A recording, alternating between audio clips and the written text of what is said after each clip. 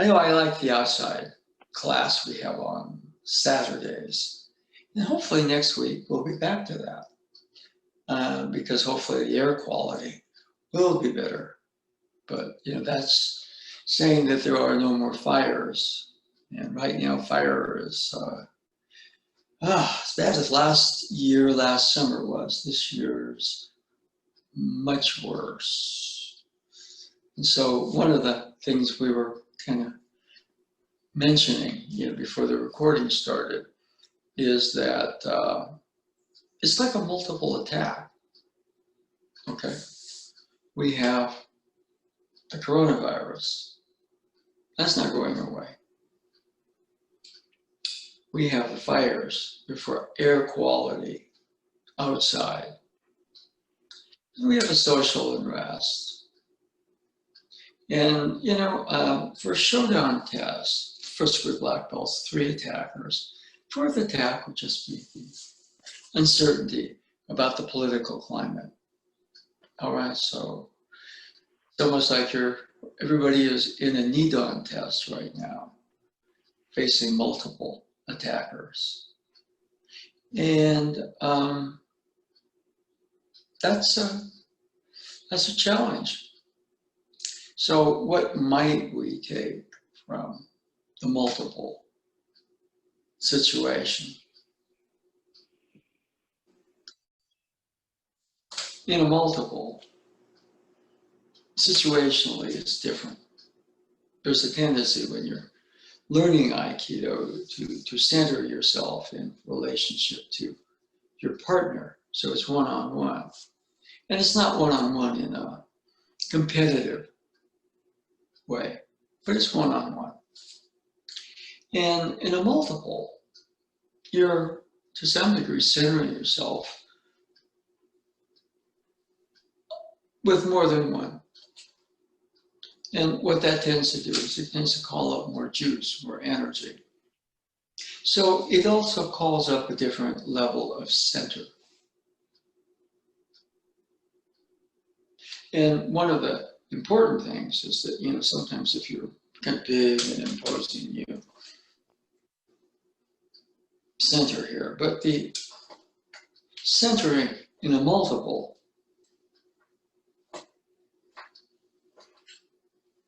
the ability to shift focus without losing or disorienting yourself is crucial. So, one of the things in the current situation, if we're really saying it's a multiple attack, there's COVID-19, and then there's the fires, and there's the air quality, all right? Then you have the social unrest. And, you might add a couple more, the economic unrest.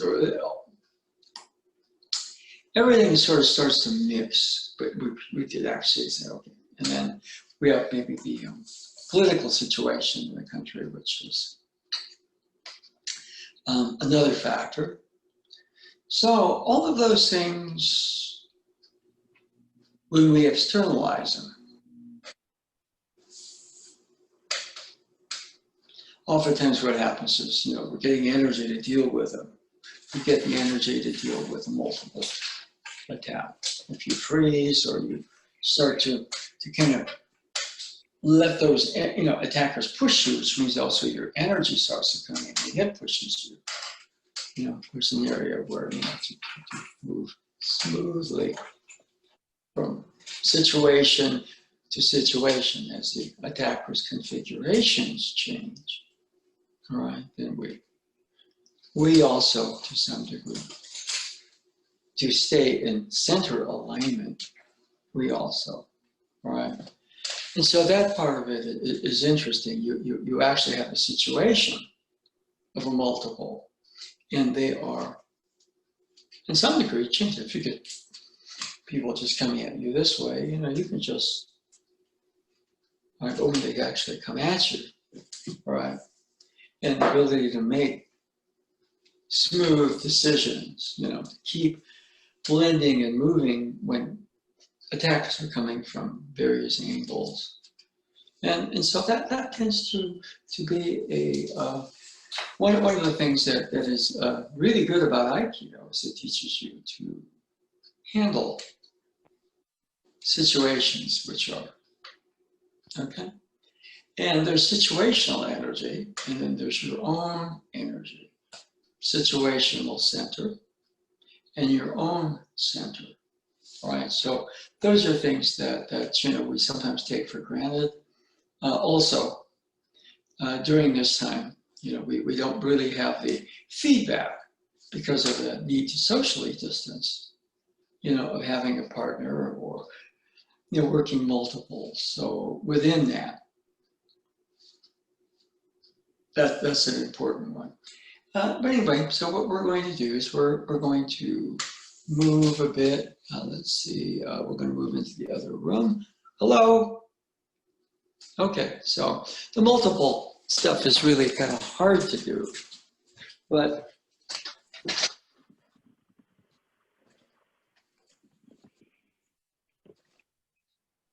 so I think, I'm going to try to get better at this.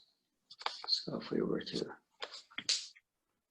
what was it? No, we're supposed to center it right about there and move that a little bit more.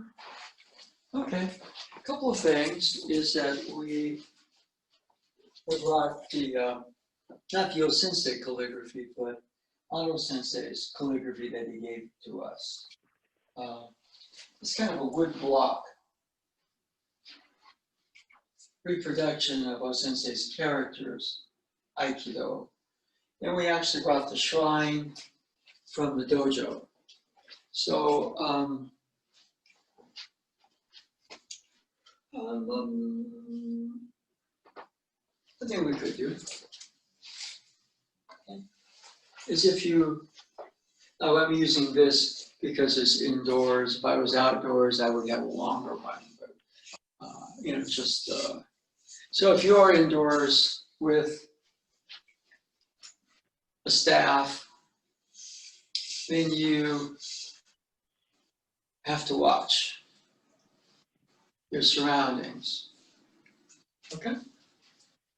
But in other words, right here, for example, there's an area here where we're, right? Now, what's interesting about that is the system's coming at you in a multiple situation, all right? You're already moving. Most important thing is when you start to back pedal, okay, let's say you have more than one attacker, okay?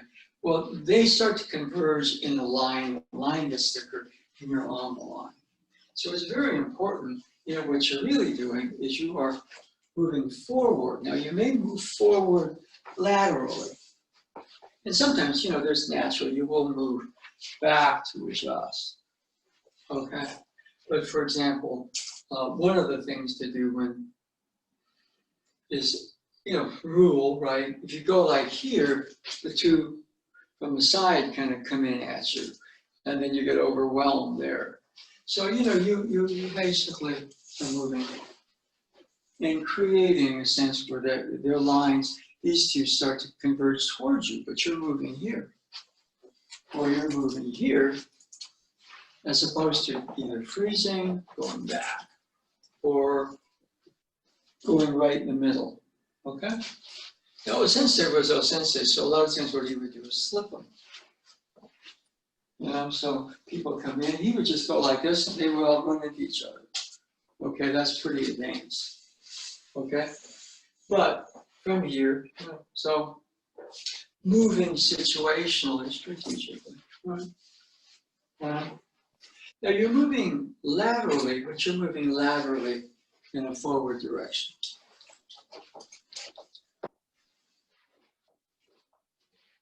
Even if you're training one-on-one, sometimes we set the situation up so that you're grabbed or the attacker comes in here, and then we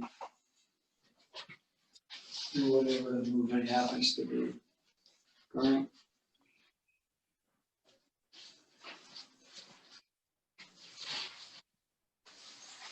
Now, those are just one-on-one movements, but when you're Dealing with three, a lot of times if you position for a technique, the other two kind of come in. So a lot of it is just moving, moving. So for example, here I am positioning, so even though I'm moving somewhat laterally,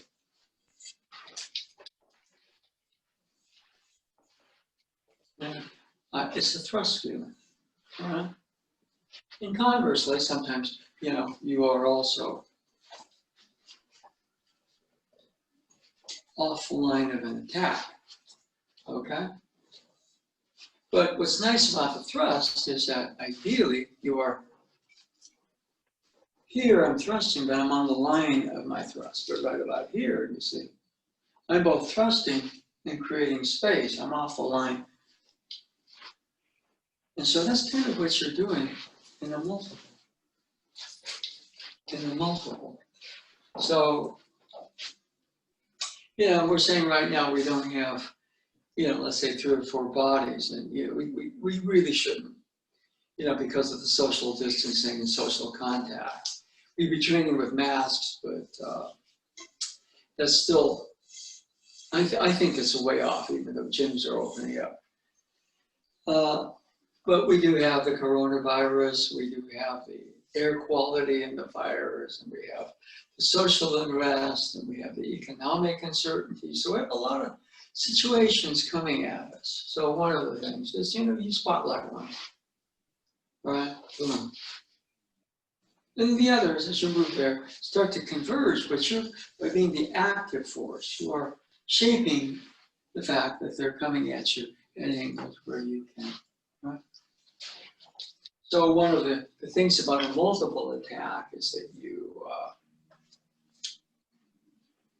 freeze, so you are in motion. And you are in motion usually along the line of a thrust.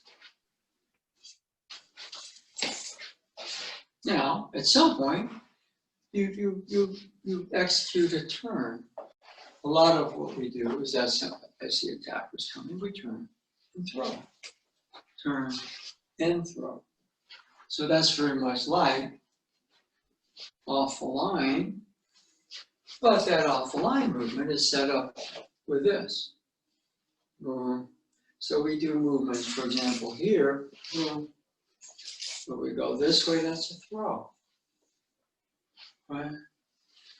These are fancier moves, which are coming here, boom, boom, boom, boom, boom, boom, all right?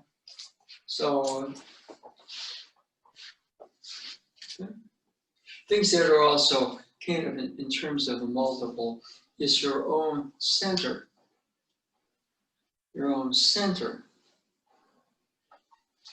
But for that center, if it sets, the attacker is going to knock you off balance. So keeping that in movement.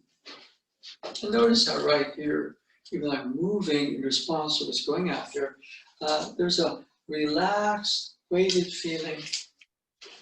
And it's very important to keep your feet.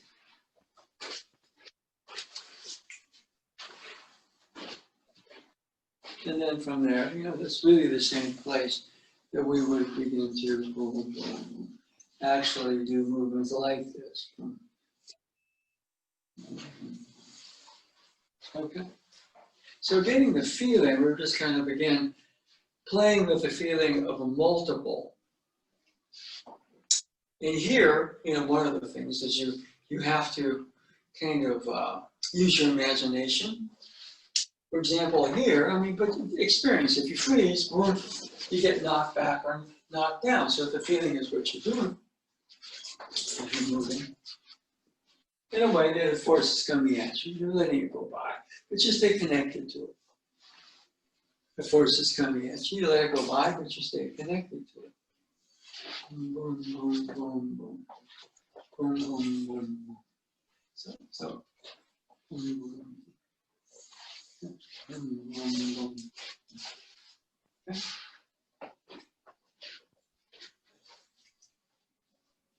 Right, all the while, you want to be kind of light on your feet, but not you know. Boom, boom, boom, boom, boom. So weapons work, for example, boom, boom, boom, boom, boom. But the ability not just to thrust, but to turn and change off of that. Okay, ability to be very direct, but on the other hand, you have a back and an opening side. Those are things that are very important, right?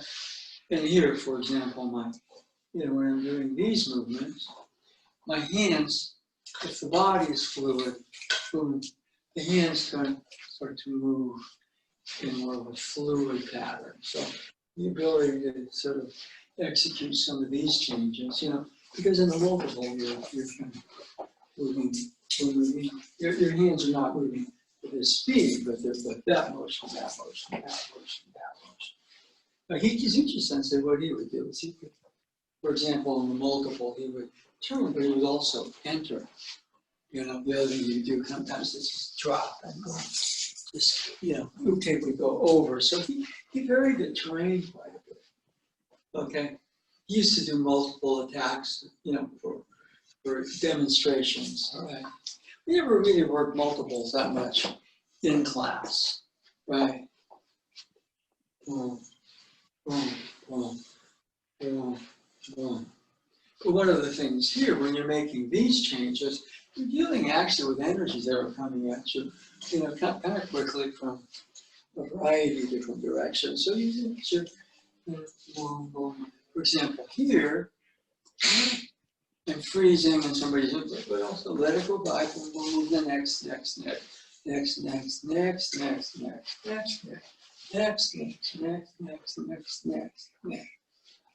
So, as you master what we call these changes, you have the ability somewhat to, work the multiple situations.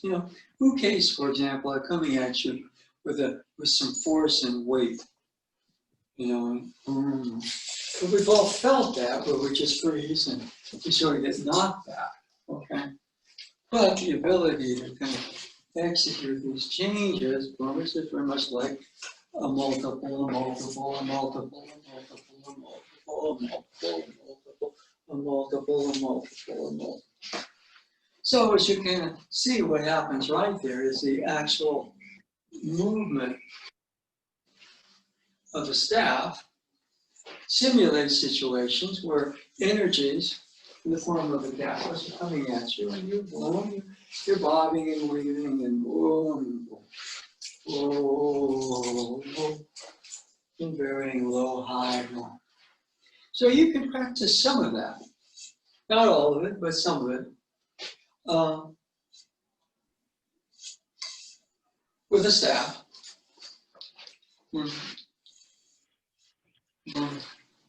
Or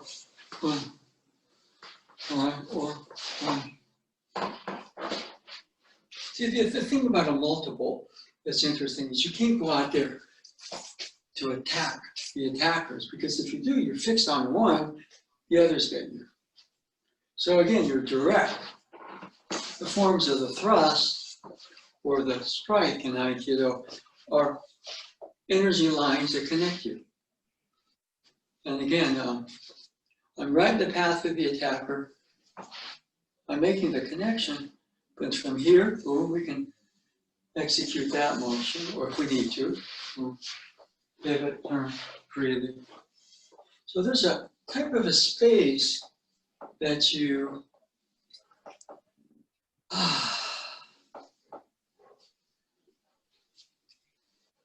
start to stand in.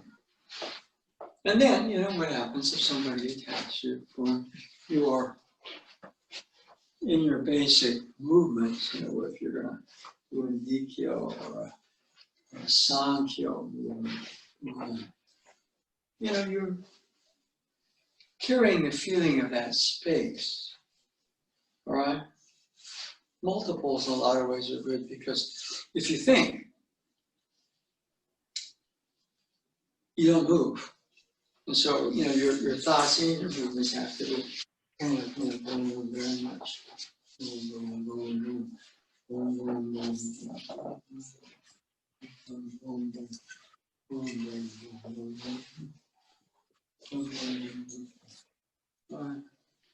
And so, part of the movements, because we're learning the movements and then you're learning how to kind of improvise, right? Improvise. But all of a sudden, boom, boom, boom, there's a feeling of multiple, just being able to do that in a way that, okay? So what I'd like you to do, I've been moving, I think hopefully,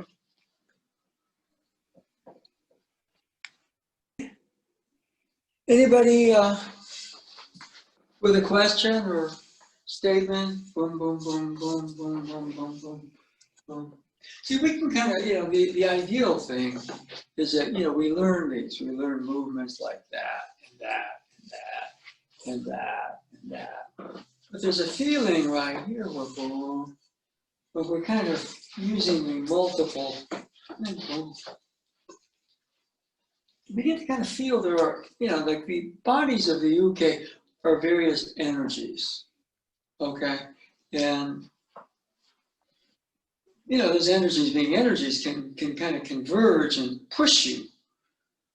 Or conversely, you're involved in you're one of those energies in a way that creates a very, very free, fluid feeling. So you have a choice of kind of being, overwhelmed, caught, or actually the whole situation has a very free-flowing type of harmony for this office, and you are a part of that, if you choose to be. That's what the I key is supposed to be.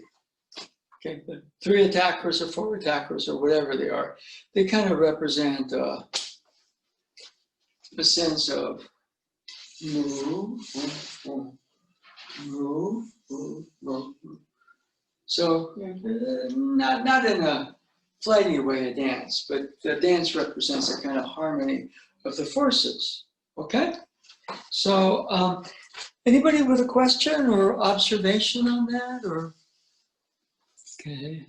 No? Okay. Well, that's kind of hard, but that's the level of it. So as you're kind of go back to this. I won't reverse the camera. But boom, boom, boom, boom, boom, boom, boom, boom, boom, boom, boom, boom, boom, boom. Now, as those energies are out there, we're moving with them. There are also energies in here, in your own system, boom, boom, boom, that are being called up and moving in response to boom, boom, boom, boom, boom, boom, boom, boom, boom, boom, boom. So really, there's an energy system. There's also an interior energy system. So we've been describing, okay, doing that motion. Off the line is supposed to freeze. If you go into, you collide. If you go back, energy lines tend to coalesce towards you. So there's a sense where you are off the line, where you're off the line. But so you're generally angling forward. And if you go back, what it is you're going back to start another forward line. Boom, boom, boom, boom, boom, boom, boom, boom, boom, boom, boom, boom.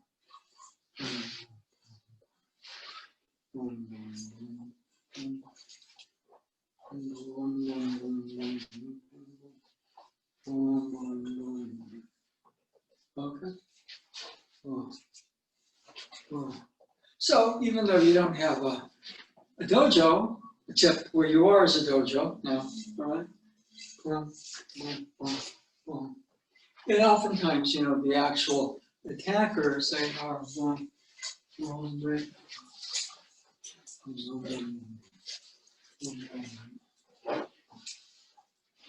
and so your own energy or energies, they start to move inside in a way that helps you choreograph. You're not choreographing like this, but it's like over here, over here, over here, down, up. And so the feeling for me is of kind of being more invigorated. Boom, not overwhelmed or freezing or in flight, but boom, boom, boom, being an active force, within this very active, dynamic field of energies, both your own energies and the energies around you. Okay? So that's kind of what we sort of built it into. I'm going to have you try that for a little bit more. In other words, a lot of times we, just focus on individual moves like the thrusting motion, or the cutting motion, or the turning motion. Okay.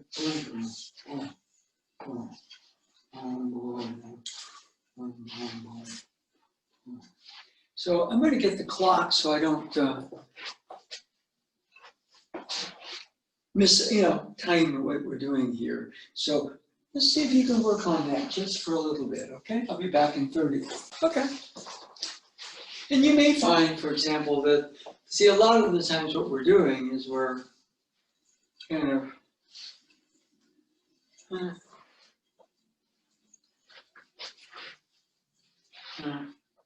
but when you're bringing the multiple situations, boom, boom, boom, boom, boom, boom, boom. The UKs represent different energies or forces.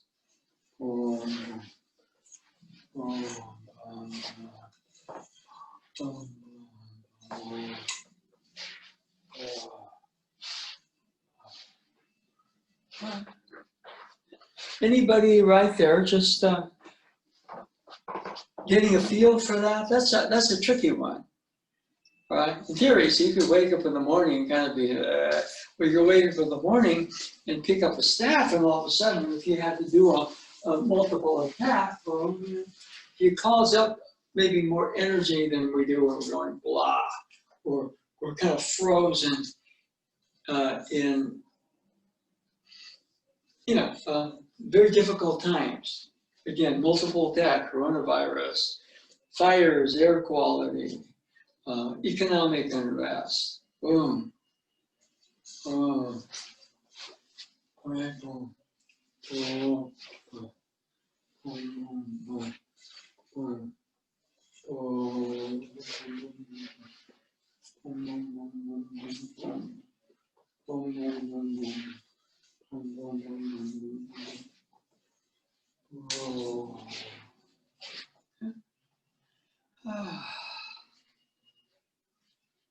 Okay, so sometimes it's difficult. Somebody's talking, in Aikido we talk a lot about energy. Okay, but if you've ever been in a multiple situation in class, you realize, people are energies. Okay, and when three energies are converging towards you, and your own energy starts to go this way. Okay, versus three, and all of a sudden you are part of those energies moving in a way that the whole system is free flowing and circulating.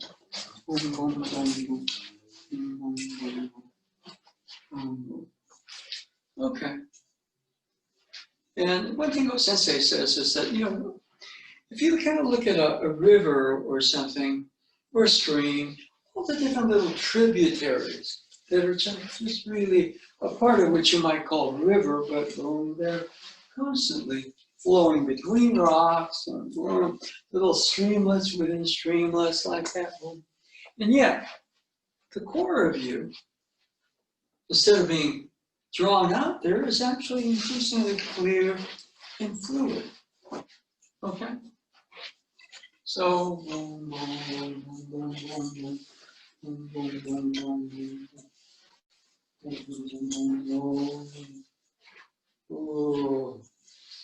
so we kind of get the feel, we're setting up a controlled situation in a lot of ways, but we are.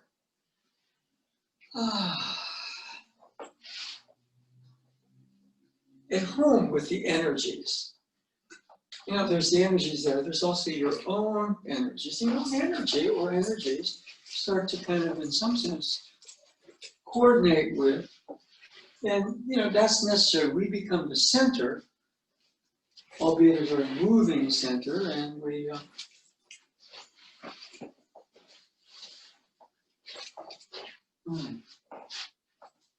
okay. So, let's see, anybody with a question? Comment? Check your own system out, because when I'm kind of in this space, I'm right there. Mind is clear, body's relaxed, ready to move. You know, mind and body kind of, they start to form naturally, coordinate within form.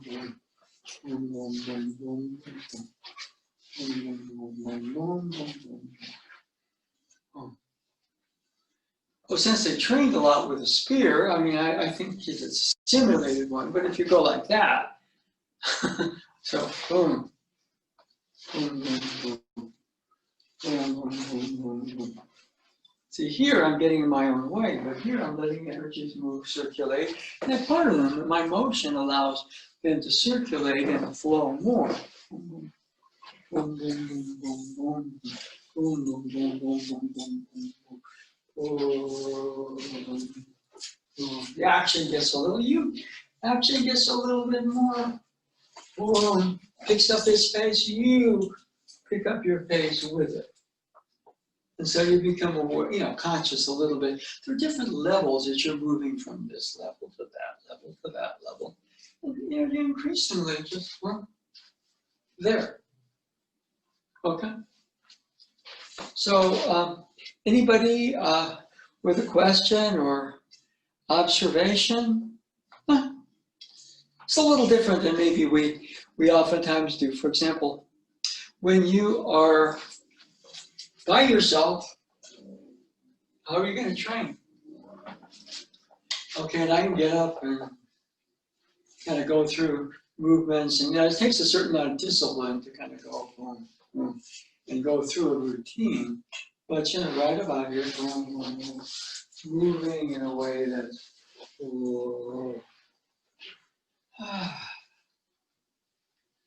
okay. And I check my own system out. There's a increasing sense of aliveness and calmness. They're both there. Well, since I might call the aliveness the fire, the calmness the water. But they're both there.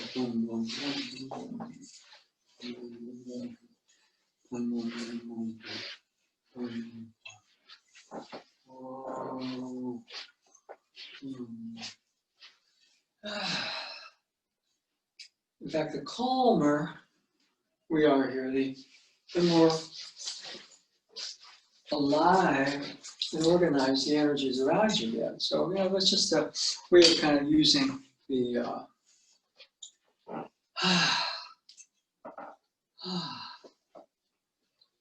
okay? Ooh. So any emotion.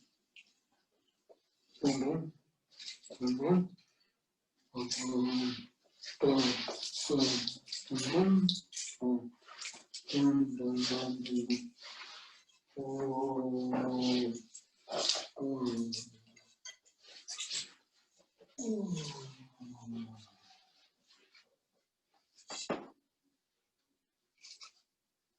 Right? So the energies around you, you become, you know, I mean, you can be doing all those movements out there, but as you kind of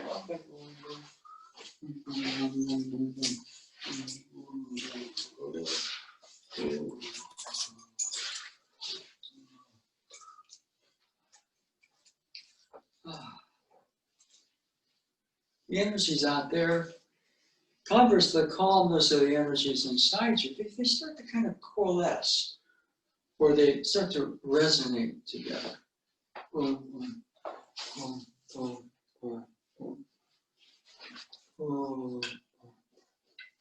You ground, the forces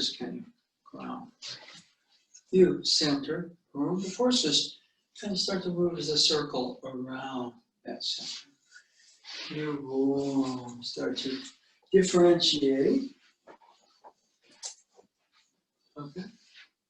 The forces are still kind of, well, since they used an expression that they think about a lot. And that expression is use the one to strike the many. Use the one to strike the many. Okay? And he's talking about one meaning source. We all come out of something. Everything. Universe, us. All of us really come out of that. Therefore, there's a unity, a primal unity or oneness to us. That as we have sort of branched out from that unity, finer dimensions, all of a sudden the earthly dimensions, which are thicker, heavier, more eye-based, we get away from. But are actually, if we go deeply enough into our own sort of infrastructure, since we all came out of that one, the one is kind of there. Okay? And so, let's see, is that Cliff? No, that's Dorian. Good. Hi. So what we're doing today. I'm also here, Sensei. Yeah, just a quick recap, right? We're kind of saying, okay, multiple situation. Everyday life, all right, away from the dojo, da-da. Multiple attack. You got the coronavirus. You've got the wildfires, the air pollution right now. You've got social unrest. You've got economic uncertainty, political uncertainty. That's actually about five attackers. Okay, Okay, and the sensei's thing was use the one to strike the many. Okay, which means that, as we can either be overwhelmed or we can start to find a unity or harmony with all those. And in that, what happens is not that you strike them, but the feeling right there, they move, you move. Those are energies out there, and as you, for example, interiorly balance your own energies, there starts to be a very dynamic harmony. All right, and so it's not really striking; it's more boom, just beginning to boom, boom, boom, boom, boom, boom, boom. So what I'd like you to do, and because we worked on various things like fire, water, you can do it over here. We worked on figure 8, and figure 8, boom, good. And we worked on various things like the actual entering move. Okay, turning motion. Boom. We also worked on boom, very striking forms. Boom, boom. But now, boom. Okay, boom. Boom. Like bouquets coming at you. Boom, boom, boom. Turning this into like a multiple. Boom, boom, boom, boom. Oh. So I'd like you to just try that. So if it just came in, Dorian, just give it a try. In other words, here, boom, boom, the attacker coming in. Okay, cool. But then, series of attackers here, they keep coming in, you keep moving, blending, moving. All of a sudden, those energies, the attackers are energies and your own energy, starting to kind of move in a way. It creates a very, very dynamic harmony or unity with those attackers. Okay, so let's go again. Just try that for a bit.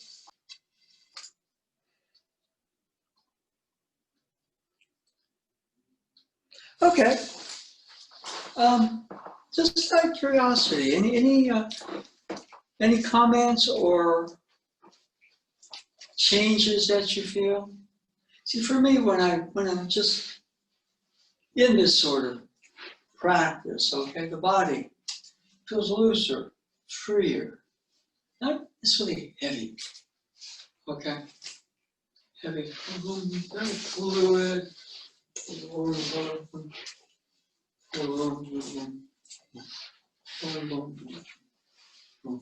boom, boom. Okay? Which you find in a multiple, you know, they're not supposed to go that long, okay? But what happens right here is, you know, there's a flurry, and then there's another flurry, and then there's another flurry, and then there's another flurry. And all those different flurries, you know, you're moving from pocket motion to pocket motion, and just allowing those energies, those flurries to kind of, you know, have a type of harmony with themselves. And you're kind of the key ingredient of that harmony. If you freeze or run or attack the attackers, it just tends to destroy that very delicate web or fabric of harmony. That's what a multiple is about. But if you check your own system, my system feels lighter, freer, more alive, more creative.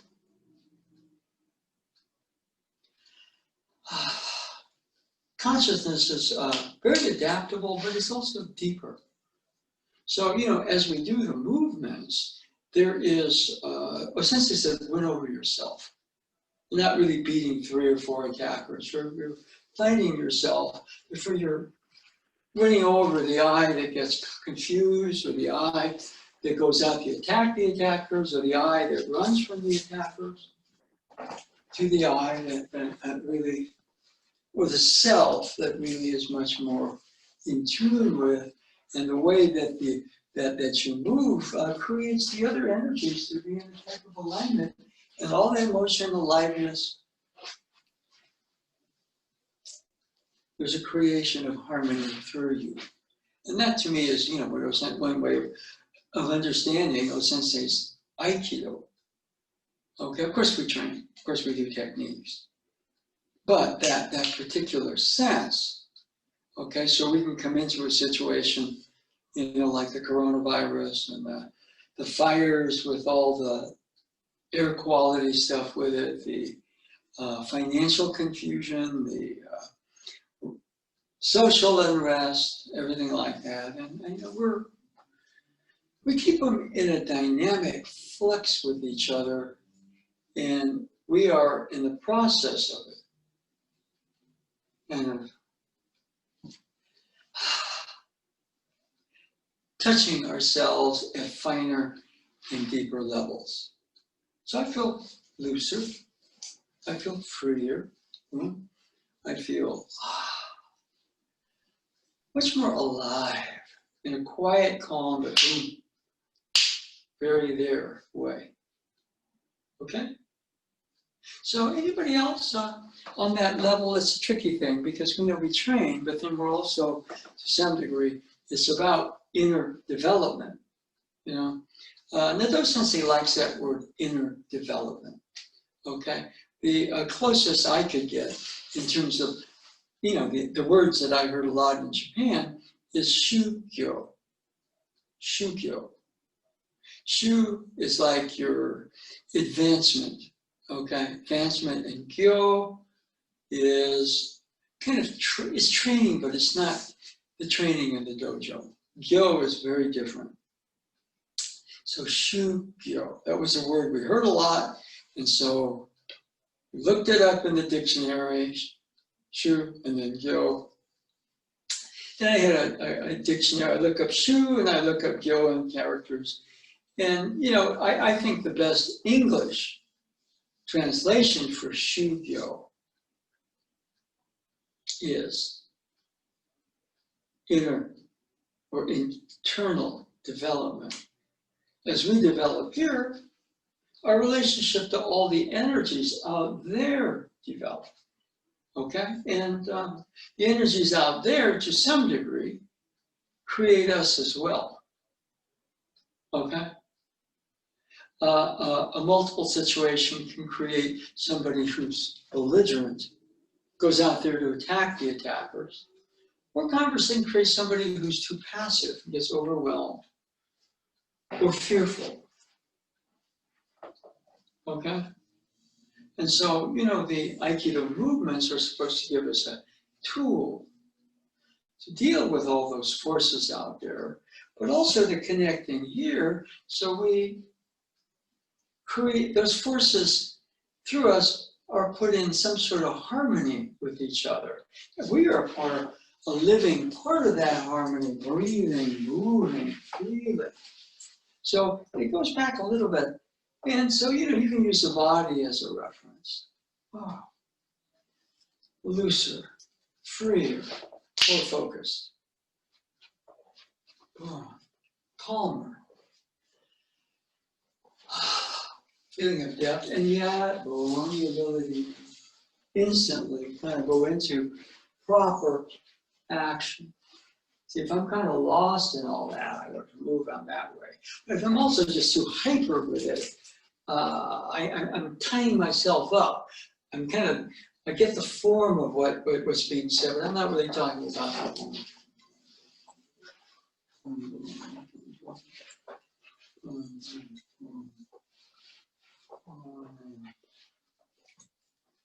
Okay? Anybody with check your own system out. I use the term looser, freer, calmer, but at the same time, boom, a bit more. Okay?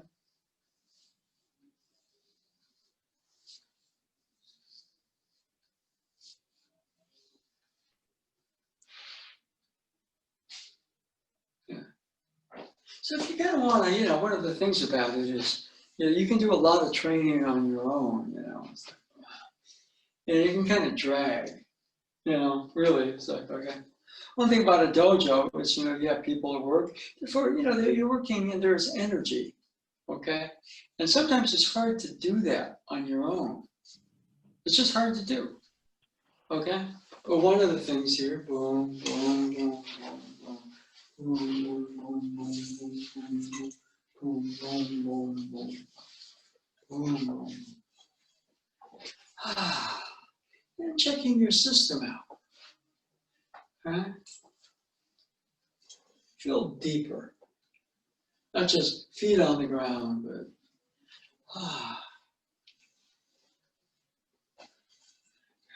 it's like the symbol of the circle is like a pool of energy. And that pool of energy brings up a kind of calm. And that calm, however, is very alive. And so, the training produces an interior development, which then, of course, improves the harmony of the forces. You're one of the forces. Probably the key ingredient. In other words, we create our own reality by virtue of who we are.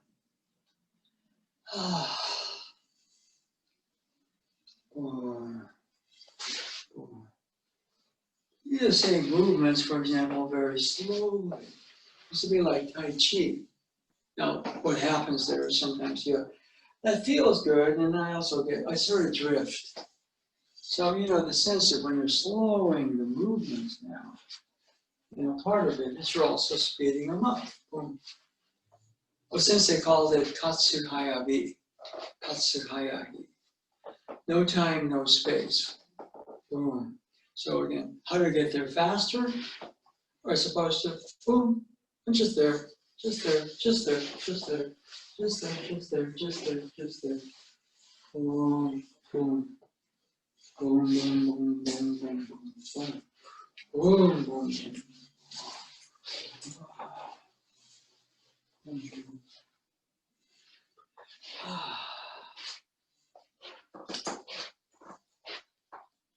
So, anybody? Okay, it's experiential, okay?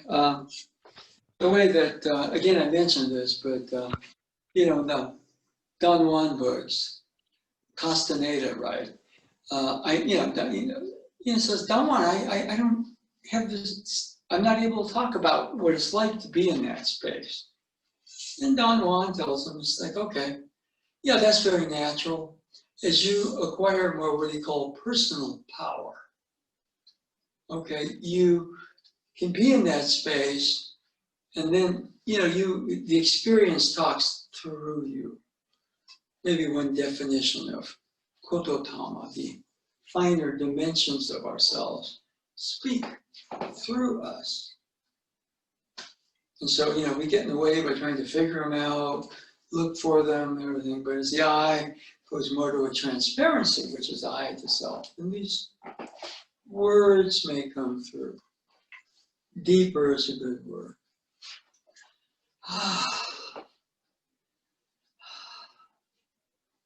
Finer center.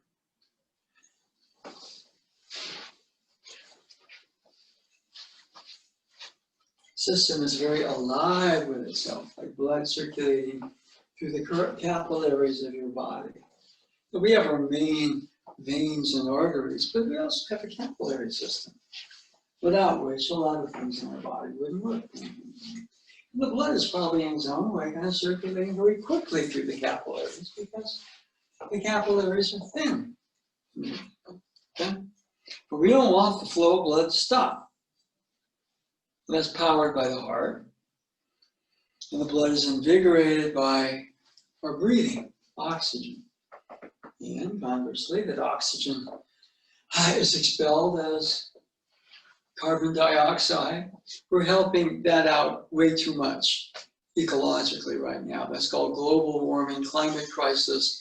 And we're seeing that along with the coronavirus right now in terms of all these fires. So, okay. Quite a lot on our plate if you look at the multiples we're lining up against. Okay? Anybody?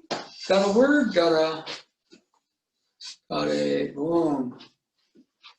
Boom, boom, boom. Boom, boom, boom. Sensei, Yes. you have something to say, but it is a little embarrassing. It's a little funny and weird to try and be doing these exercises with a fan. But I think the funniest thing about it is finding the places where the energy is trying to work in the same way as a spear, and not knowing how to let my hands follow that.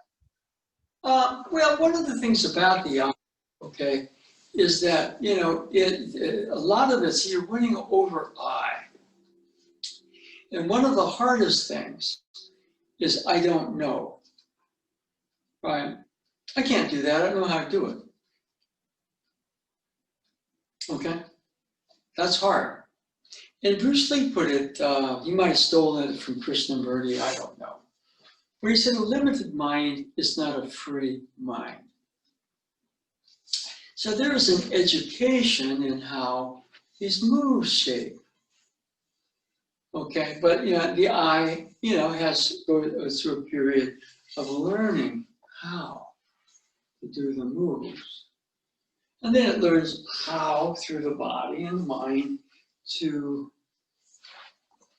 do the movements better. Okay?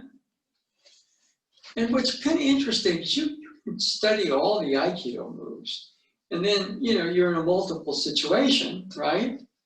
And you forget them all, you freeze. And we all do that when we're first learning. But the direct immediacy of it is available to everybody right from the beginning. All right. I just remember when I first started, I started with Robert Frazier. And, we were UC Santa Cruz. We used to train for the first quarter. It was an academic year, 3 quarters, and then summer. And we on wrestling mats in an indoor gymnasium. And then, after the fall ended, there was intramural basketball.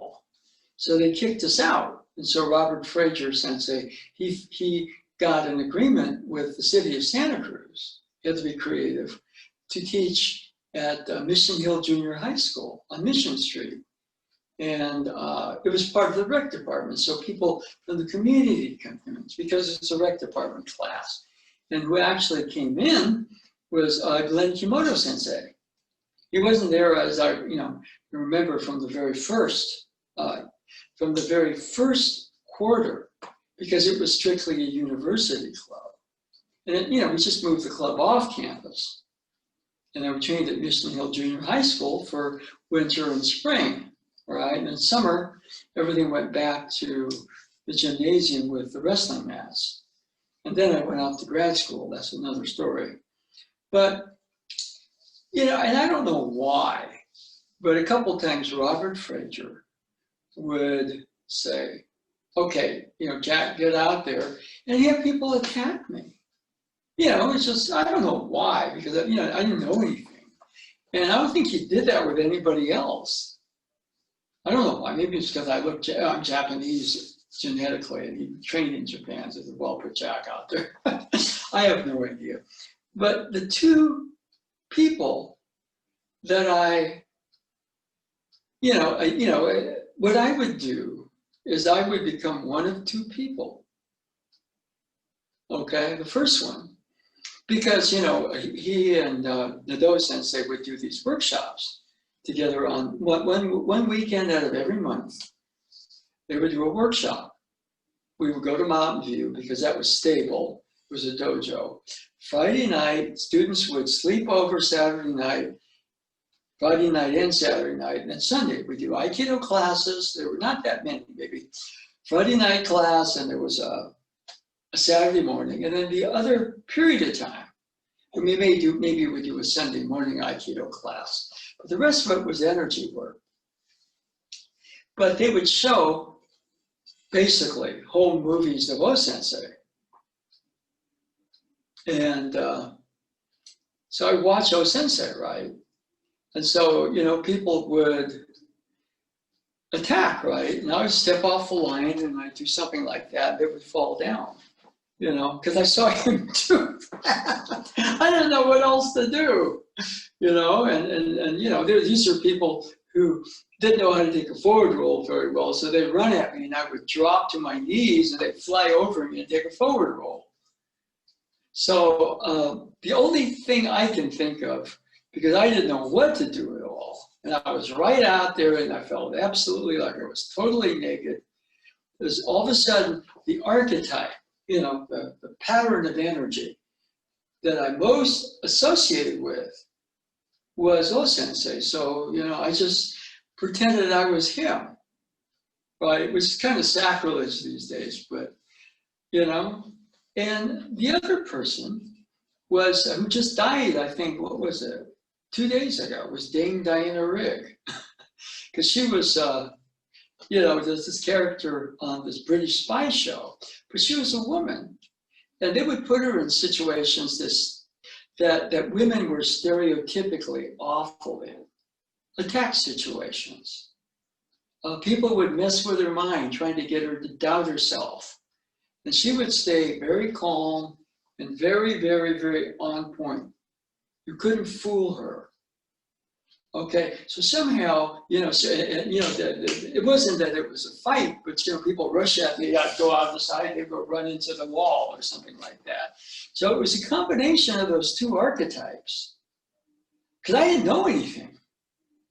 You know, I don't know why he did that, but I just remember that was what I did.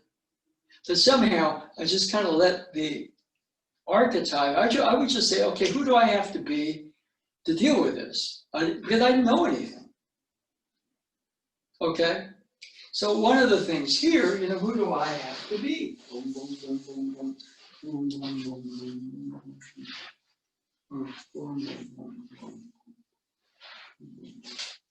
Well, the attackers are kind of like a storm.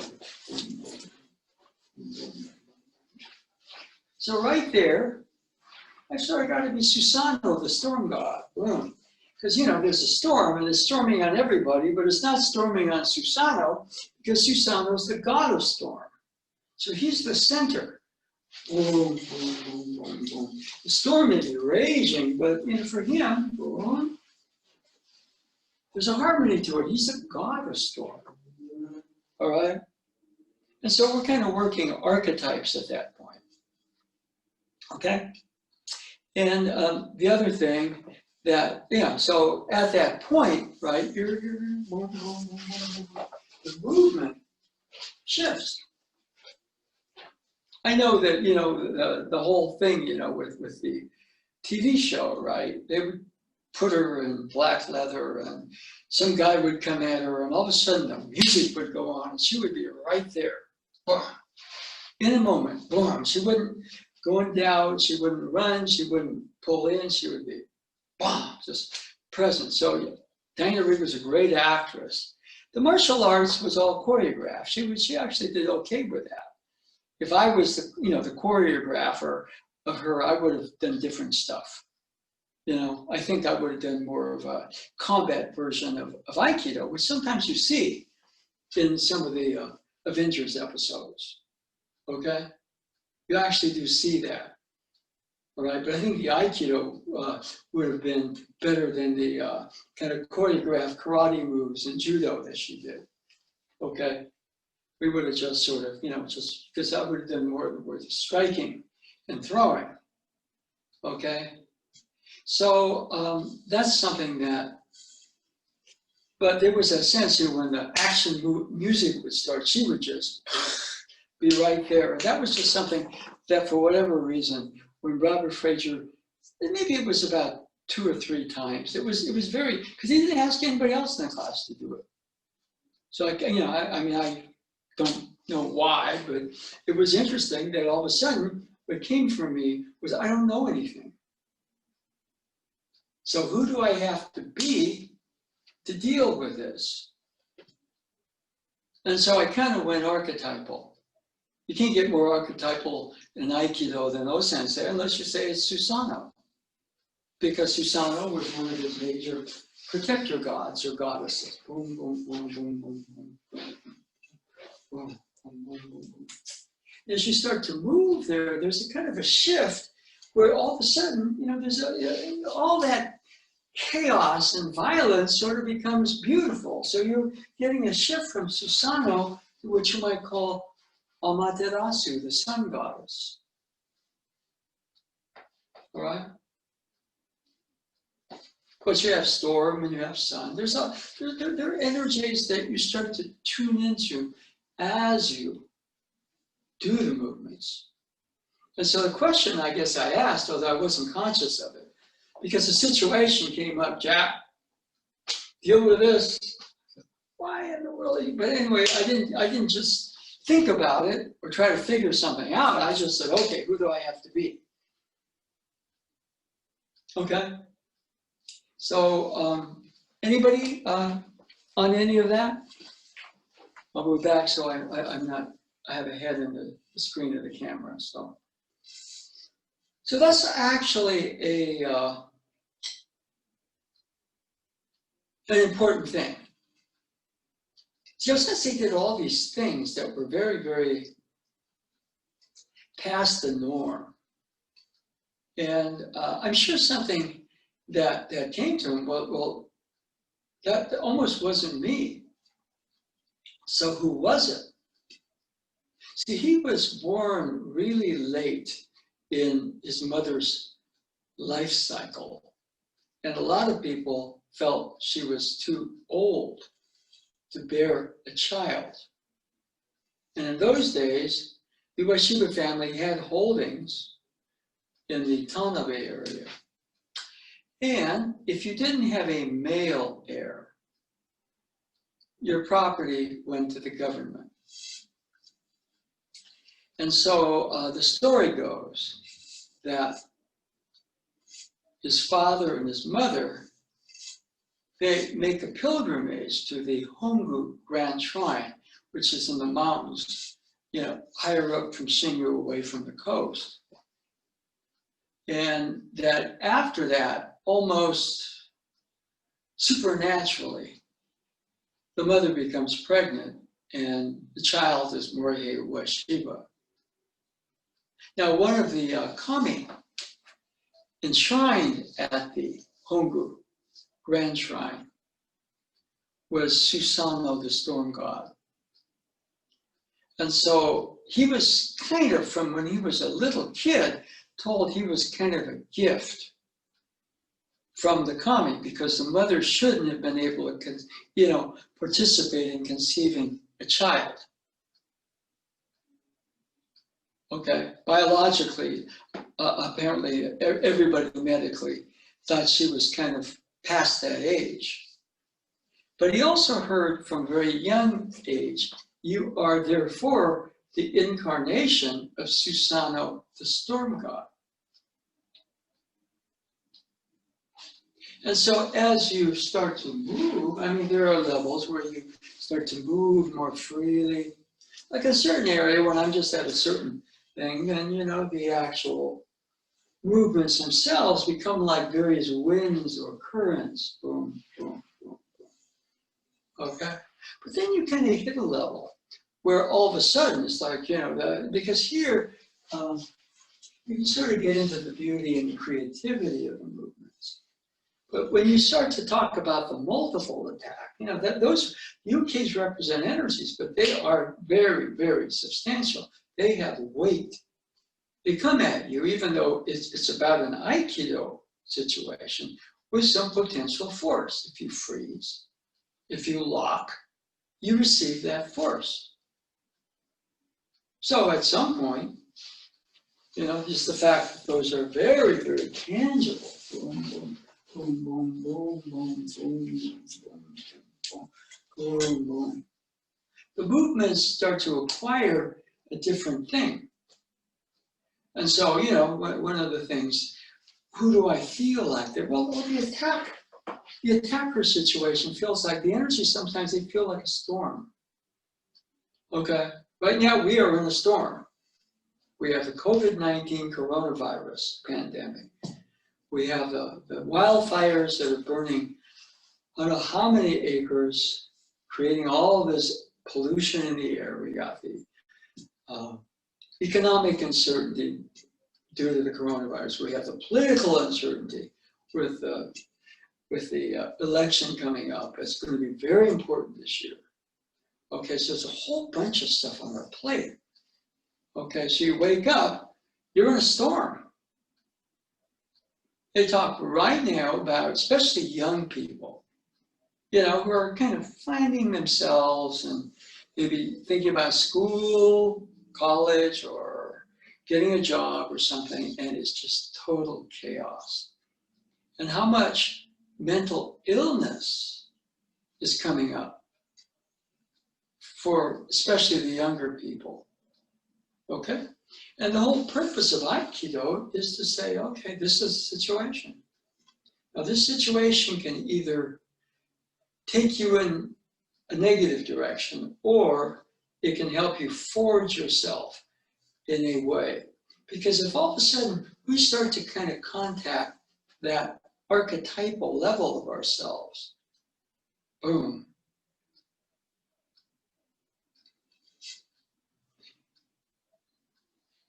Those different energies or situations out there. Again, those sensei said, use the one to strike the many.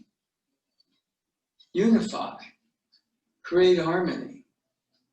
Okay, but that in this particular case can't be a drifty one. We all have to be able to make mental, emotional, social, economic decisions from a very concrete, clear, powerful place within ourselves. Okay? See, Susano was actually initially a very negative god. Not that he was evil. He just was all this energy that was just out of control. And so he did stuff, like he burned the rice fields of the sun goddess. She got so pissed off, she just decided to go inside the earth and leave the universe in darkness. She had to be fooled to come out. Okay, so it's kind of like the first Thor movie.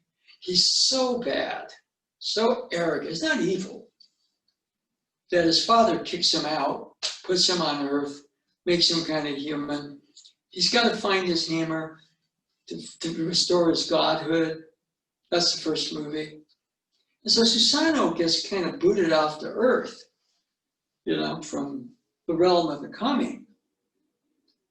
But when he hits the earth, he becomes kind of a protector. So all that, all of a sudden, you know, he finds himself as as a very, very positive force. In fact, he slays or deals with the dragon and finds Ame no Murakumo no Tsurugi, that one of the three treasures of Shinto. Boom. The sword, the magic sword in the tail of the dragon. See, the dragon in a lot of cultures guards the treasure. Okay? And the dragon actually houses the treasure in that myth. And likewise, the wild, out of control storm of Susanoo, he becomes the storm god. Boom. And becomes a protector. It's a little bit like Thor. Susanoo, Superman, Thor, those archetypes. And that was apparently one of Osensei's majors was Susanoo. Okay, so over here, whoa, you feel like, you feel the power of the storm. Watch it. Whoa, boom, boom, boom, boom,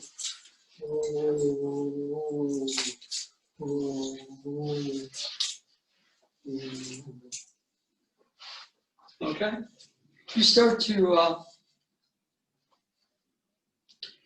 to ask the question, who am I?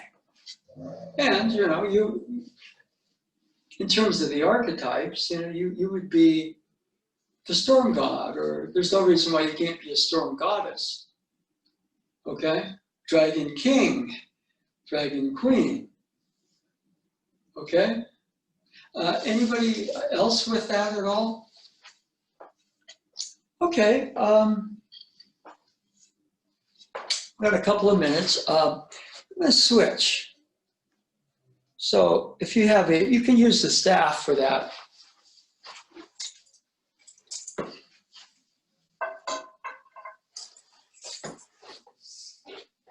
We're going to switch to the Bokan. And again, make sure you have space around you. Okay?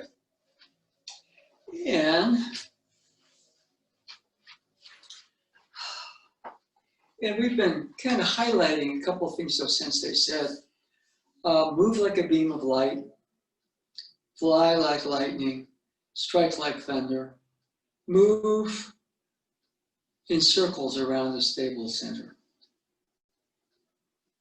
Okay? And those are guidelines, or actual, I think they're kototama instructions for training. So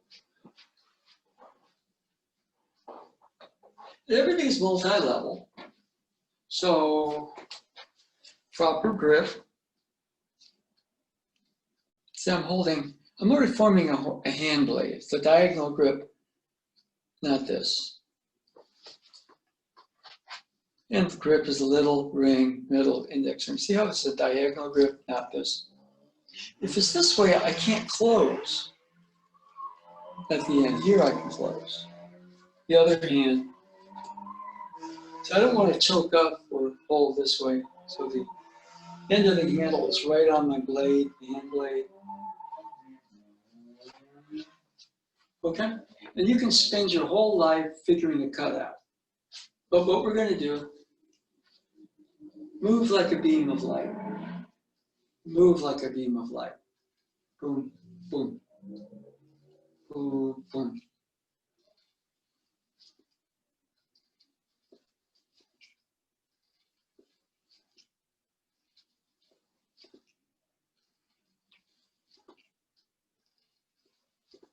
Okay? Now, one thing I want you to realize, okay, most of the time we see that is this way. All right, then we can make it faster, or we can make it stronger. But let's just say you have a flashlight.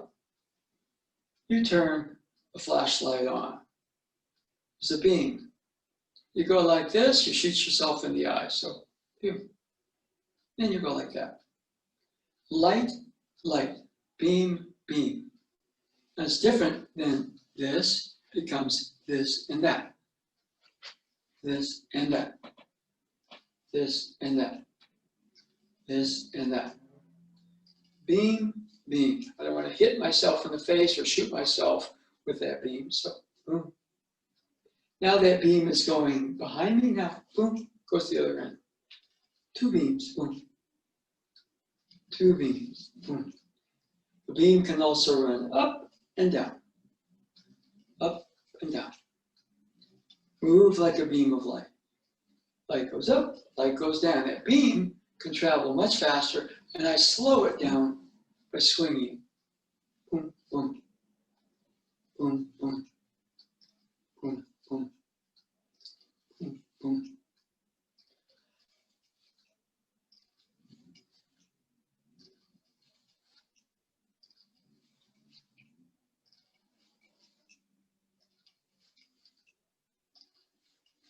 Okay, so that's a little bit of practice. Now the other one, we're going through a couple of them, okay? And really what it is it's, okay, like fly like thunder, fly like lightning, boom. Fly like lightning, fly like lightning.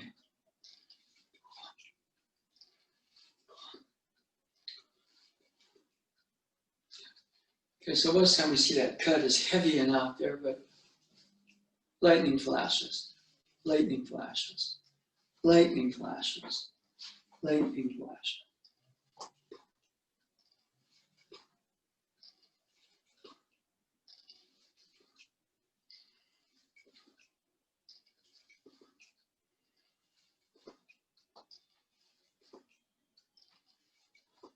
Okay, last one, strike like thunder. Boom.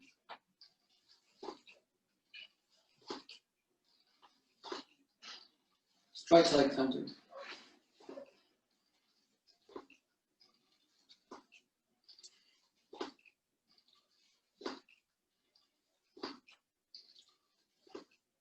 See, we tend to think I go up and down faster, but it's thunder strikes. Thunder strikes.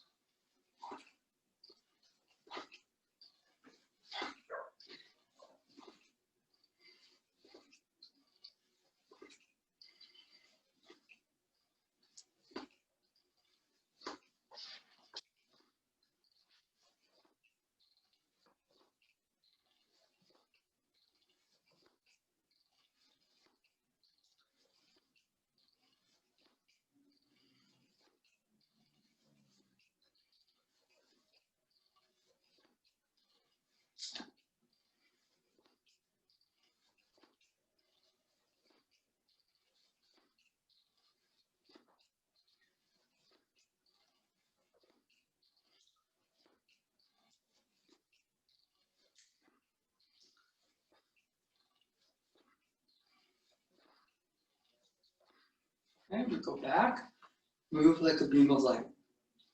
Move like a beam of light. Move like a beam of light. Move like a beam of light. As opposed to sweeping the beam, light goes back, light goes forward. Boom, boom. Boom, boom. Boom, boom. Fly like lightning. Fly like lightning. Fly like lightning. Fly like lightning. Strikes like that.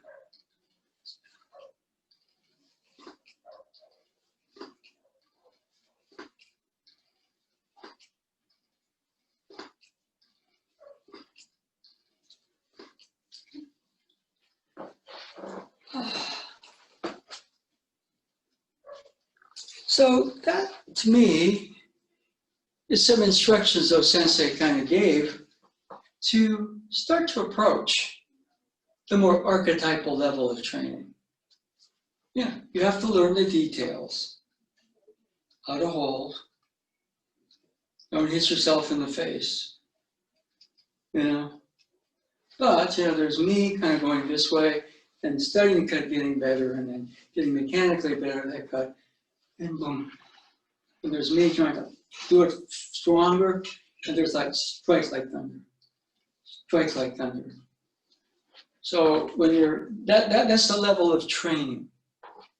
Okay, in other words, you move like a beam of light, you move like a beam of light, you move like a beam of light, you move like a beam of light. Things like, for example, this motion, this motion, this motion, this motion, this motion, this motion, this motion, this motion. You're moving like a beam of light. All you gotta get from here to there, light visit. Okay? Archetype there would be the Flash in the comic books. Moves like a beam of light. Okay? The last one, move in circles around the stable center, is what we're kind of doing today with the staff. But what you can do,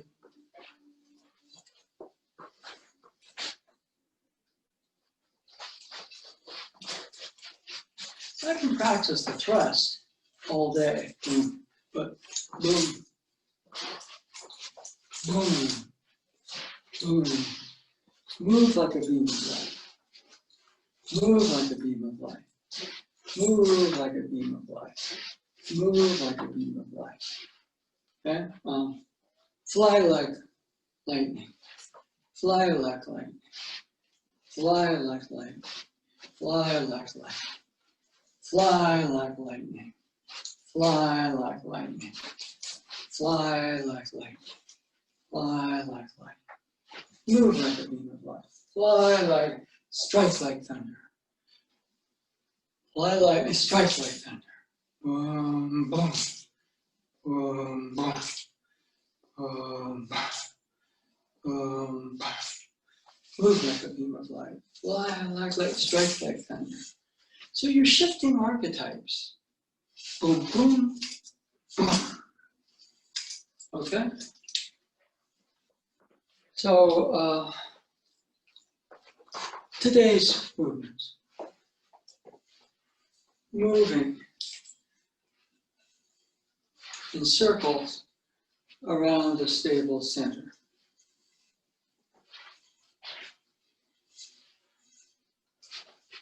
Okay. For example, that's a circle, that's a circle. But all of a sudden, see, you can switch tracks from this circle to that circle if stable, the center is stable. Uke coming at you in a multiple, and you can shift to another, and to another, and to another. So you have the circle and the ability to switch circles. Circle, boom, circle, boom, boom. Or 1, 2, that's 1, 2, 1, 2, 3. Circle, circle, circle. Around the stable center. So our work today, boom, boom, boom, boom, boom. It's really both, or actually all 3 or 4 of them. You're moving like a beam of light. You may have to fly like lightning. And in certain cases, boom, you strike like thunder. Steven Seagal, for example, he likes striking like thunder. Okay, right? Kojima Sensei, boom, strikes like thunder, bam, right? Ah, ah, ah. You can do it this speed, but boom, boom, boom, boom, boom, boom. Or that speed, and check. What does my own system feel like? It feels looser, freer. See, mentally, I'm not encumbered by a lot of thoughts. Noisy mind's going on, but I'm kind of in a different location. Emotionally, I'm in the moment, so I'm not letting my past drag me down, or my fear of what's going to happen in the future paralyze me right here. So I'm going to handle the past and the future better. That's also, by the way, a multiple attack. All right, use the one to strike the many, so to speak.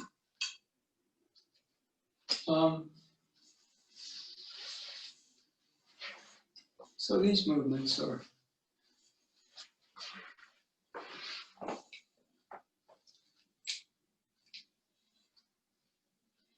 a study period, but boom, you gotta be able to fly like light, right?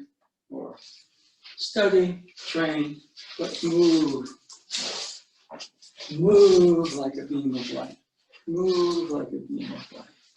Okay? Or move like a beam of light. Right? And you can,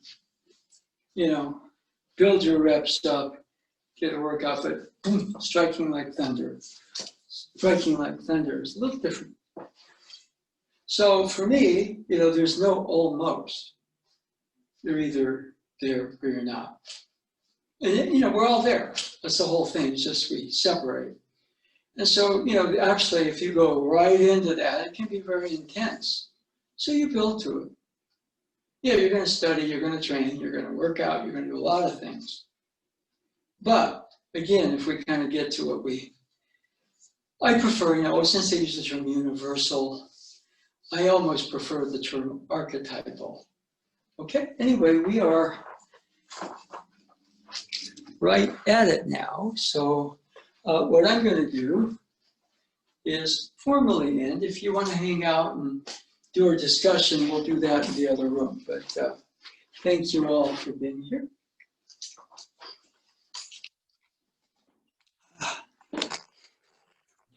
Thank you, Sensei. Well, thank you. I hope you stick around. But yeah.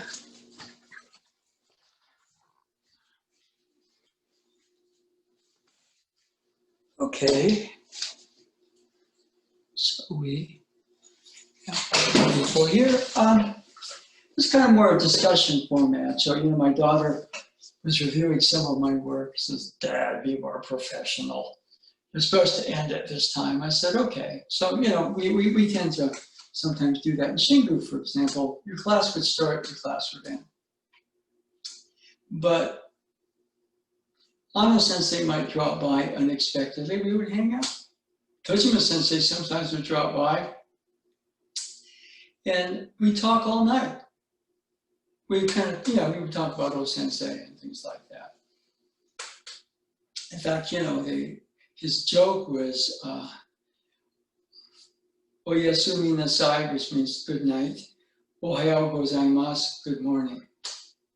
Good night, good morning. So, it was kind of like, your Aikido, when you're over there, you didn't necessarily, it didn't end with, your actual physical class, and it didn't start with your physical class. So that again is about the shugyo, the inner interior development. So anyway, anybody with a question? Or a lot of stuff is difficult to verbalize, okay? Because it's about what's in here. And so if you start to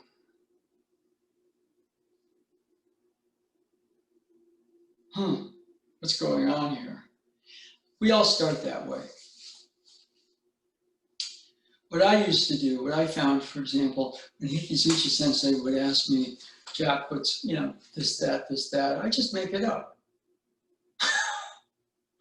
And the way that later, I told somebody that, you can't make it up. Making it up is thinking about it, but right in the situation, you verbalize.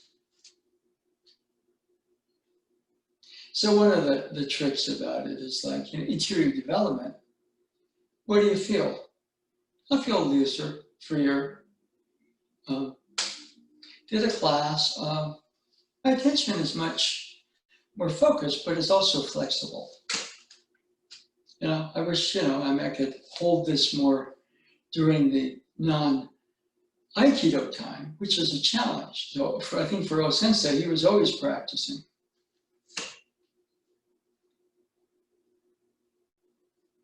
There's a decreasing sense of calm, which is deceptive because it's a very alive calm.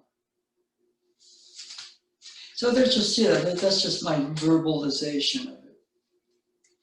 And O-Sensei would say, well, or Hikizuchi Sensei would say, "Jack, what was the overriding kami that visited, I'd say Susanna, storm god, beam of light, Amaterasu, fly like lightning.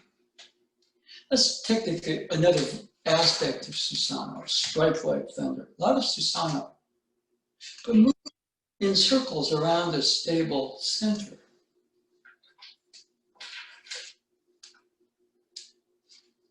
I would, there's kind of a, to some degree, even though the actual force is coming at you in a multiple, there's kind of like a very, very difficult to describe sense of beauty when you are in the moment of it. So, sun goddess. So, you never have Susanna without Amaterasu. You never have Izanagi without Izanami. Okay? Like the same, lightning, thunder, lightning, thunder. So just being able to make those shifts, move like a beam of light. Suppose I'm going to do a technique. Move like a beam of light.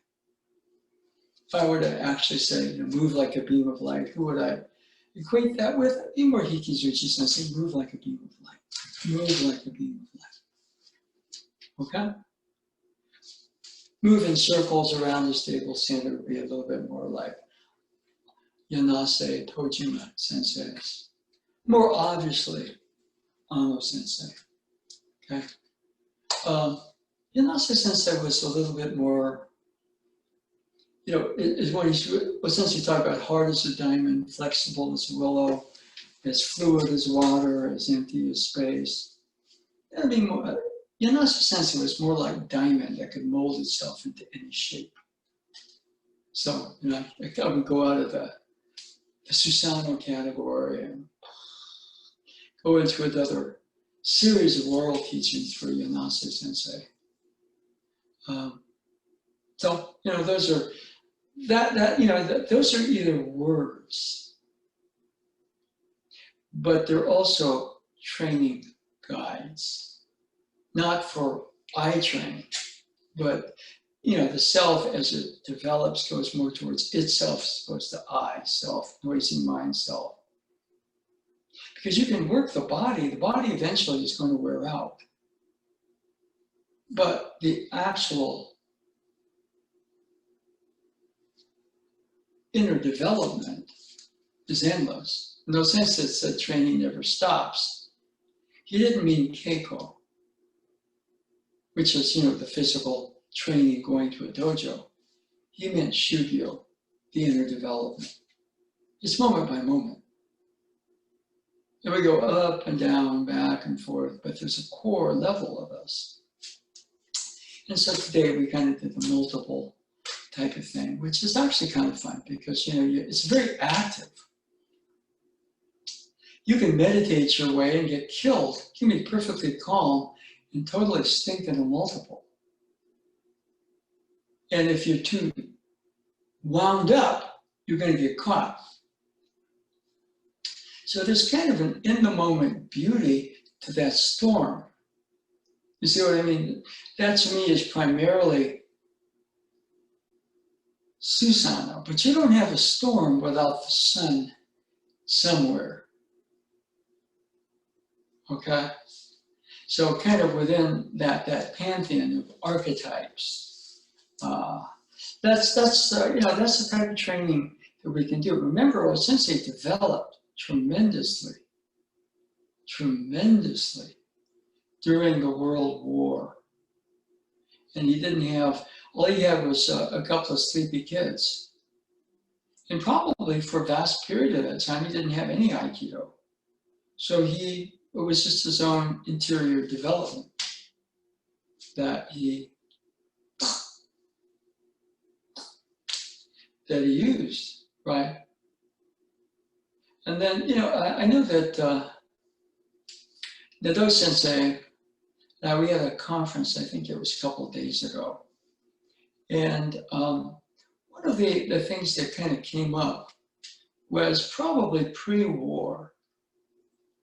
Well, Sensei was probably very Susanoo, storm god. And during the war, therefore, he laid the foundations for his post-war, which was much more amaterasu. And Susanoo was always there. But the way he presented the Aikido was much more amaterasu. And so, the point of it is, that he's physically not here, but the archetypes are. Susanoo has different names in different cultures. Amaterasu has different names in different cultures. Amaterasu for us would probably be Wonder Woman, because popular culture is our mythology. Susanoo, very easy, would be Thor, the god of thunder. Interesting that in the next movie,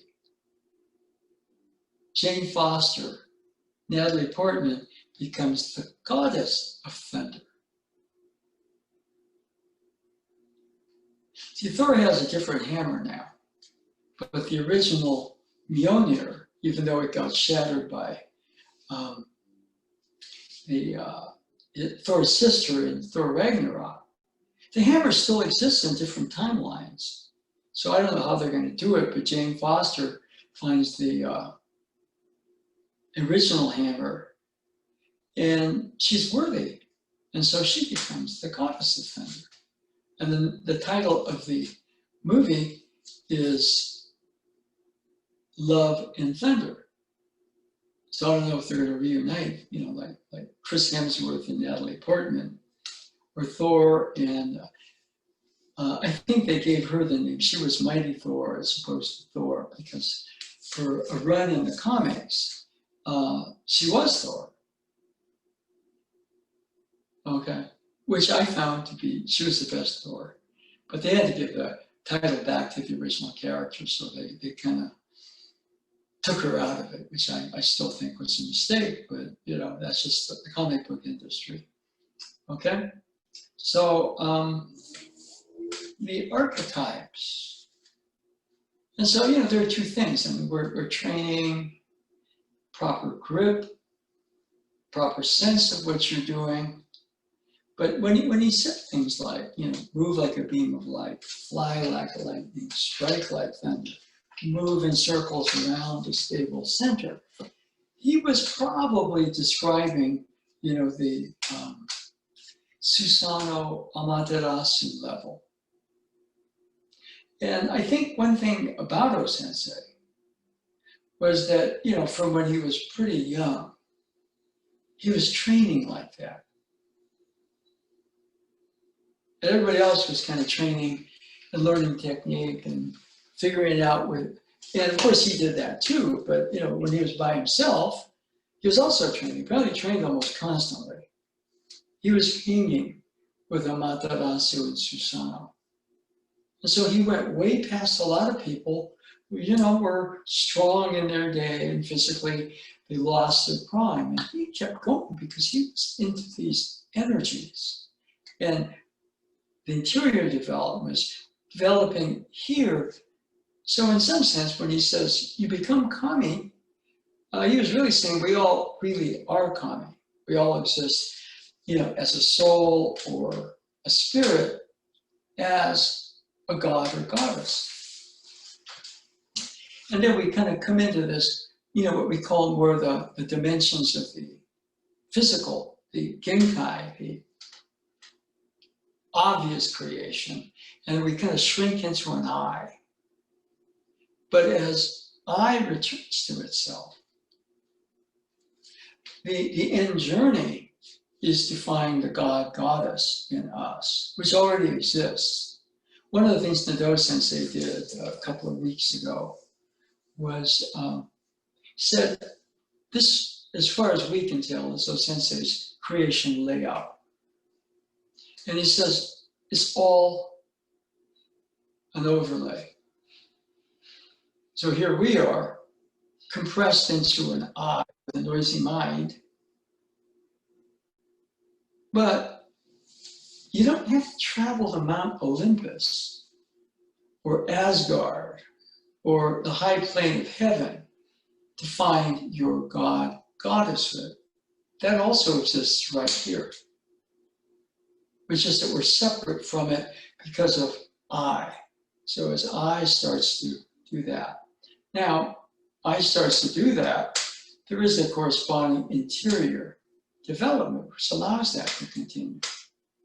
So, some of the outer training is to make sure that we develop interiorly to allow that. And if we just freeze, it's like we go to where a lot of people go, and nobody's really reached where Sensei went. Okay? So, that part of it is kind of the great goal, right? Somebody told me once, if you get like 12 truly enlightened beings on the planet, everything would change. And so we're dealing with climate crisis, pandemics, global economic uncertainty, you name it, we're just right up against it. And you go through all the legislation and all the mistakes and all the divided party and political factions, and it seems really impossible. But there's also what we call the warp drive method. We could resolve all the problems, in the known universe with impulse drive and Star Trek. But you got warp drive. Okay? And so, the warp drive method was you still work at the level of social change, but you're also working at the level of interior development or spiritual enlightenment. And I think Sensei saw this, it's like, wow, there are very few here. I mean, here is here, but it's an overlay, and we get too hypnotized by the limited sense of ourselves and our reality that if there had been 11 other people like him, then we wouldn't be having these problems. Because everybody would have seeded a type of it's almost like, the 9 realms in Thor are the tree of life. And in the first Thor movie, right, I think Jane Foster is not a nurse. She's an astrophysicist or something. And so she's looking at the universe, and she has some stuff. Thor goes up and says, look, I come from this place where science and magic are pretty much the same. So this is your map. Well, guess what? We have this thing we call the tree of life. We organize science and magic around these symbols, which are archetypal. And you got it all right there in your design. You just don't see it. I see it because I'm coming from a different world. So you keep going. Okay, so we're kind of where Jane Foster was in Thor 1, which is the knowledge is all there, but the level of being is not. So we can't put it together. And so this being comes from a more heavenly dimension, comes to Earth, and he's been kind of like, send your hopeless, you're just too strong and too arrogant. I'm going to send you to Earth, make you mortal for a little bit, but you have a chance to come back here, but you have to earn it. You have to find your hammer and be worthy of it, and then you get your godhood back.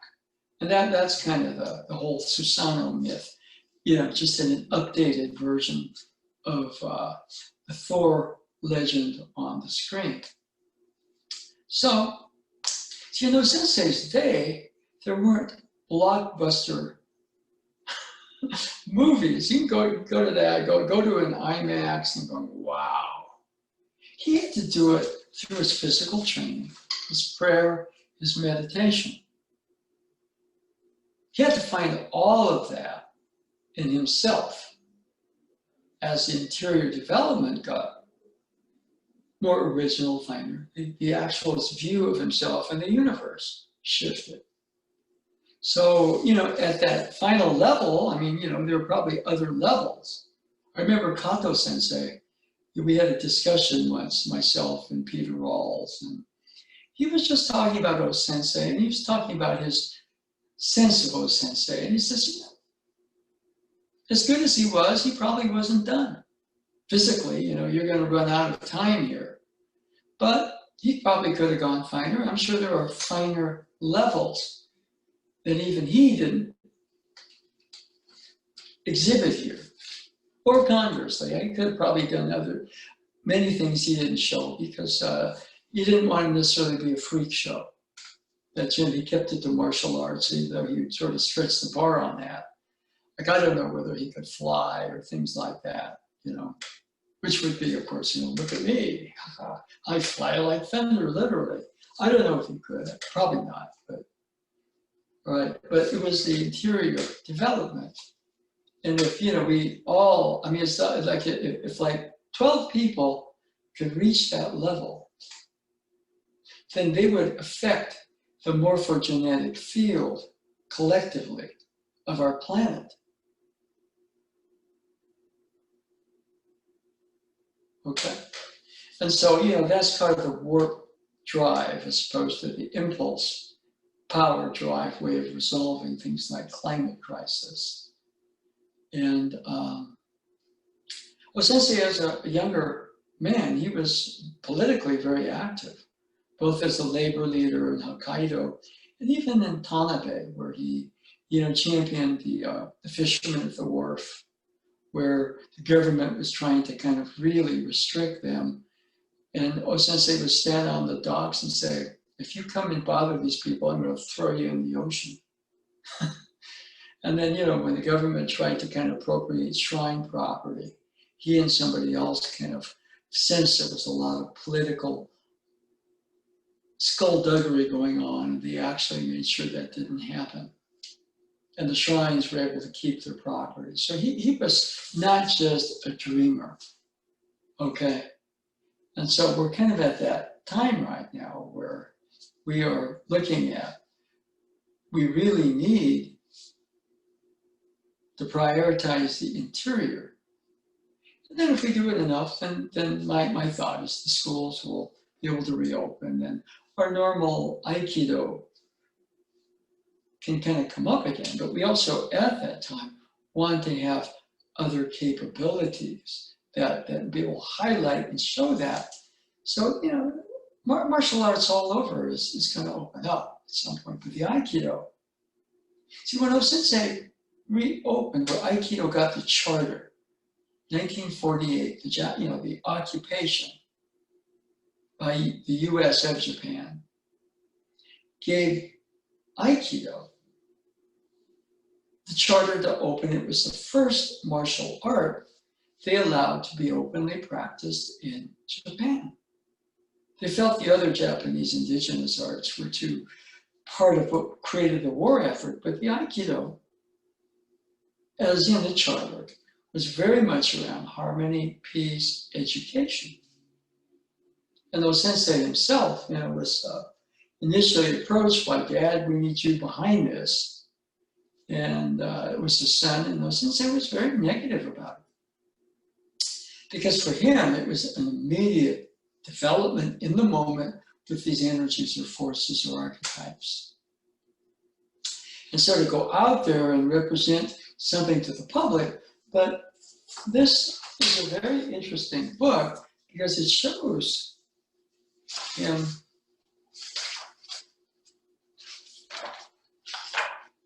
and he's having a great time.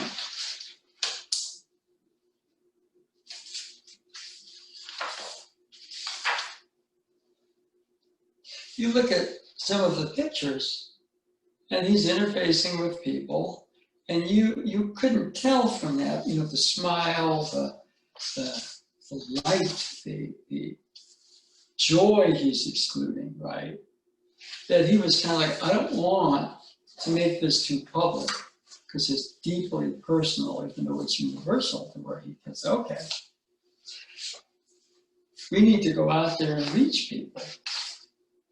And so you kind of see the smile on his face and how much joy he's exuding, right? And, that probably is not Susano. That's the Amaterasu in him coming out. And so when we do reopen and are able to teach classes for groups much more freely than we can now, it's kind of important that we right now have the opportunity to do the interior, the inner developmental work. The Japanese word is shugyo, so that when we do open, like O-sensei did during World War II. So even though his son said, Dad, we need you to do this, he went, no, initially.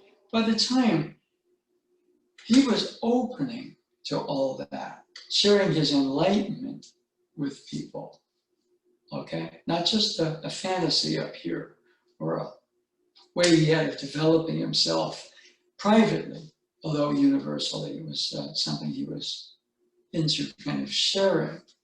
So I think that's kind of, if he were here giving us all some sort of a prime directive, to go into Star Trek, is that let's continue to keep that vision and to let that, it's almost like the vision is a hologram based on what's inside here.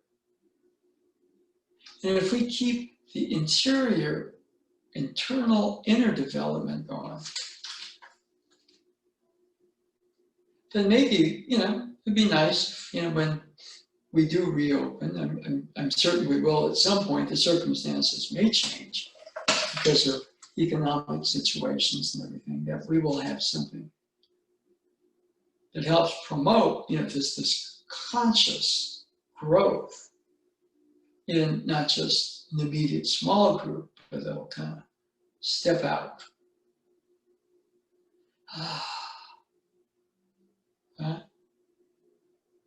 And I lost my place, but there's a section in there where they talk about how Sensei reached people in other arenas. Again, Sadaharu O, the Japanese Babe Ruth, he would actually hit more home runs than Babe Ruth did. So I think O was in a class by himself. I don't think that, if you talk about an all-time great hitter, I don't think there's anybody better than him because he studied O-sensei. And O-sensei just told him, I can't quote exactly what's in there, but don't be worried about how fast a piece is coming or what speed is coming. He said, it has to come to you. Just be there, very flexible. You just wait for it. That's, honest to God, just wait. It's not, so there's an interior waiting place, boom, or waiting, perception, action, or one. And the other one that's mentioned there is the actor Shintaro Katsu, or in Japanese it's Katsu Shintaro, who played the blind swordsman, in the Zatoichi films. And it's not common knowledge, but the Zatoichi films were at least partially influenced by O-sensei because he could sense things, bullets, sword cuts. And so, they came up with this character who was blind, but used his other senses. He was a great swordsman with this kind of unorthodox style of holding the sword this way, an inverted grip. And so I guess the actor went up to O-sensei and said, well, I don't know what to do. I was supposed to play a blind swordsman. And O-sensei just said something like, okay, just create your own universe. And be yourself, and everything will work out. Don't try to be me. You do the interior work as an actor to create your own world. And you be the center of that world. And of course, the movies have been incredibly popular. the Zatoichi films. In fact, Ben Affleck played Daredevil, who was kind of a Marvel superhero version of Zatoichi because he was blind. Stan Lee just decided what he would do is to kind of create a superhero where instead of kryptonite or whatever it is, every hero has a weakness, right? He would make the weakness the actual focal point. So Daredevil's blind, but he has enhanced senses and a radar sense. And so one thing that Ben Affleck did when he was, said, okay, you're going to play this blind superhero, he studied the Katsu Shintaro movies. So, in a way, Sensei had currents of influence in other categories, other worlds, so to speak, the world of acting, the world of baseball. Okay? Anyway, I think today enough. I hope it was more of an active class, which I hope you enjoyed. There's something that we'll kind of start to work a little bit more on. But I'm going to just kind of end it for today. So I thank you all for kind of tuning in. Hope you had a good class. Hope you learned something.